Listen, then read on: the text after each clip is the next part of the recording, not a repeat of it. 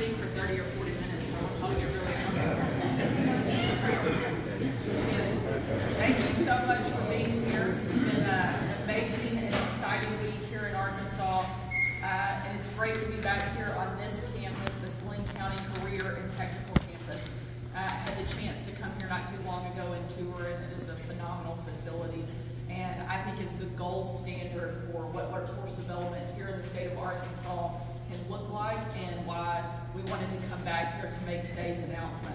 I'm pretty sure that my kids can do some real damage in this place. This is a lot of buttons. In fact, I'm a little worried that we have this many legislators in here, and they might start trying to play with some of the toys, so we'll keep a close eye on them too. I want to say a very special thank you to the secretaries from our administration that are here this morning. Secretary Daryl Bassett, Hugh McDonald, Joe Porfiry, Christy Putnam, and Major General Kendall Penn, who are all here this morning. So thank you guys for being here and for being willing to participate. Yesterday, I rolled out the most far-reaching conservative education proposals in our state's history. And today, I'm here to tell you that that's only the beginning. K-12 education is just the start. It is a critical part of the puzzle, but it is only a piece of what I think is necessary for us to address the workforce shortage here in the state. In Arkansas, fewer than half of high school graduates receive post-grad workforce education, but 6 in 10 jobs require credentials beyond a high school diploma. Unless we act now, that gap is only going to get bigger in the future. For our young people to have the skills they need to help our economy grow, we have to invest in them before, during, and after they earn their high school diploma. That's why today I'm proud to sign an executive order and create Arkansas's first ever workforce cabinet. Before today, plenty of different areas of state government played a role in workforce, but never met to coordinate frequently. We're going to change that. This order brings them together in the same room as a springboard for future programs that train workers, cut red tape, and lower taxes. I'm also pleased that as part of this effort and part of this announcement today, that Mike Rogers will be Arkansas's new Chief Workforce Officer, the CWO. It's a new position that we've created, and we are very excited about it. Mike has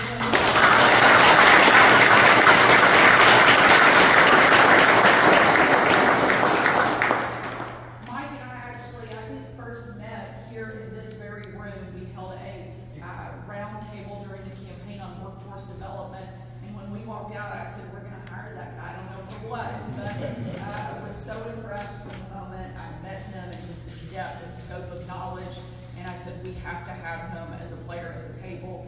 And I was smart enough to convince him, and he wasn't smart enough to say no, so here I is today. Mike has been on the ground floor of companies across our state, training young workers and developing technical education programs all over Arkansas. He understands the mechanics of workforce development better than just about anybody in the state, and is the perfect person to lead our whole of government approach to this issue. And I look forward to leaning heavily on Mike's expertise to roll out a host of new programs in this space. Some of our plans are already underway. As I announced yesterday, one of the key planks of my Arkansas Learns proposal is developing the Career Ready Pathways program. This initiative unites local employers with high schools to craft a dual-track, equally rigorous course catalog that allows students to graduate directly into high-paying, high-skill jobs right there in their area. It helps students earn more, and it helps businesses identify talent, and at the end of the day, it is going to help us grow Arkansas. Soon, we'll also roll out tax cuts to help qualified businesses and entrepreneurs right here in our state. With inflation at a 40-year high and big government bureaucracies and bureaucrats creating new mountains of red tape every single day, our skilled workers simply can't afford to stay in Arkansas when Tennessee and Texas are so close. It's time to change that and make Arkansas much more competitive. We are the state where mom-and-pop shop was free to grow into the most successful business on the face of the earth. But the question we face now is, how do we do it again? How do we open up the same opportunities to the next generation of entrepreneurs? How do we train our youngest workers to build the factories and the businesses in the industries of the future? I believe that it starts right here. I believe that with this workforce cabinet, this will be the first step to unleashing a new era of growth and prosperity across our state. I want to thank all of our cabinet officials who are participating and will play an integral role in this. Unfortunately, whether they like it or not, they have to participate. So, but I know that they are excited, and the reason that they are excited is because they know how important this is. We've got some of the best and the brightest in the state that are going to be working closely together to make sure we address the workforce shortage here in the state and make Arkansas the best place to live, work, and raise a family. So thank you for your leadership. Thank you to the members of our legislature who have been amazing partners both on education and workforce development. I look forward to working with you each and every single day as we take Arkansas to the top. Thank you so much.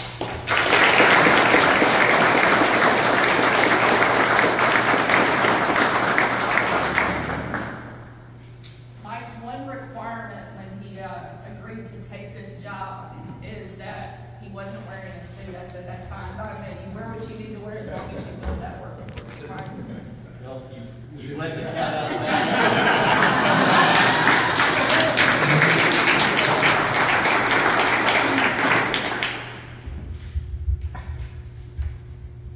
I'm humbled, I'm honored, and what amazing is probably the cleanest uniform I've worn in the last 30 years. But I'm going to work to fix that.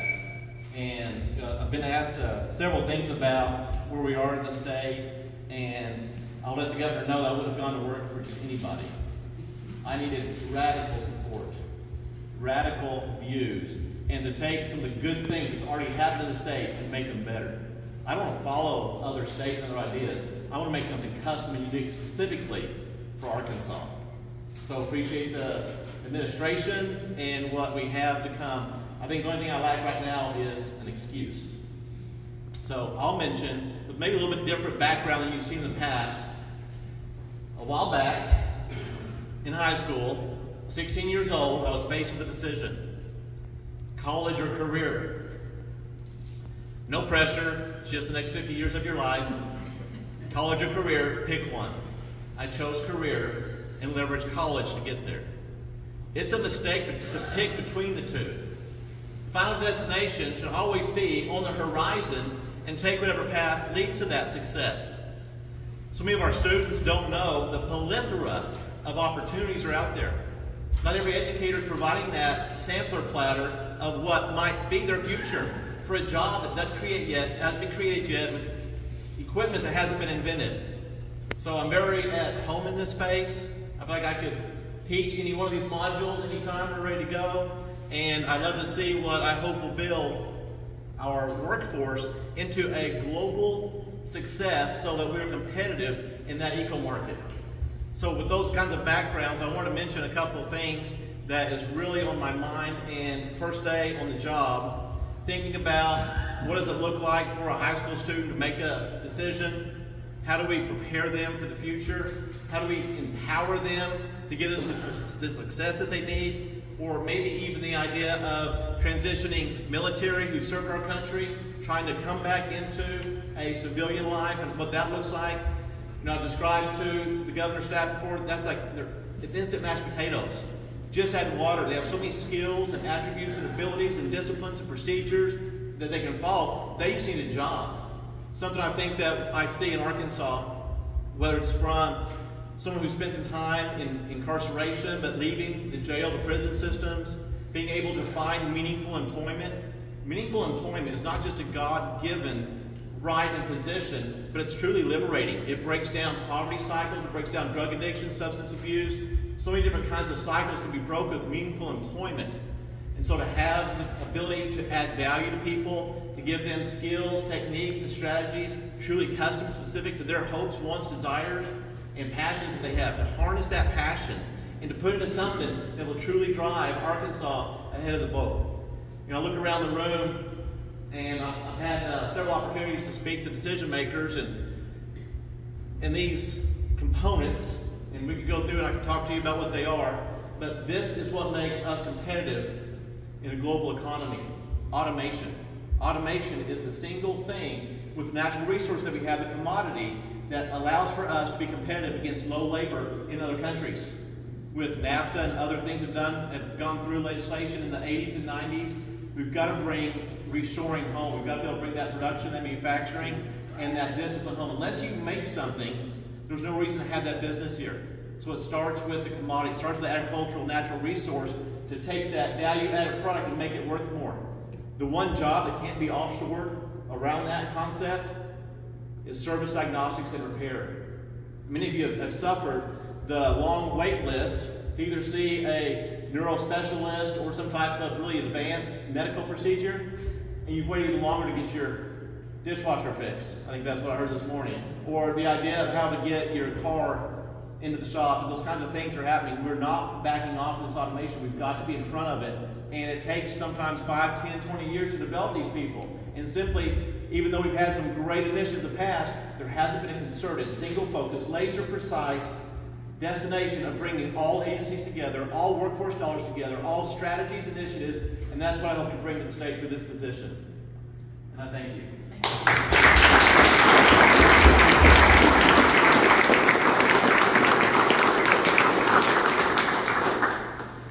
With that, now to make it official.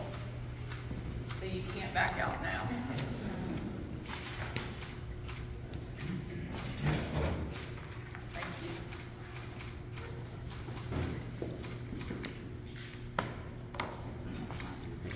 Thank you guys.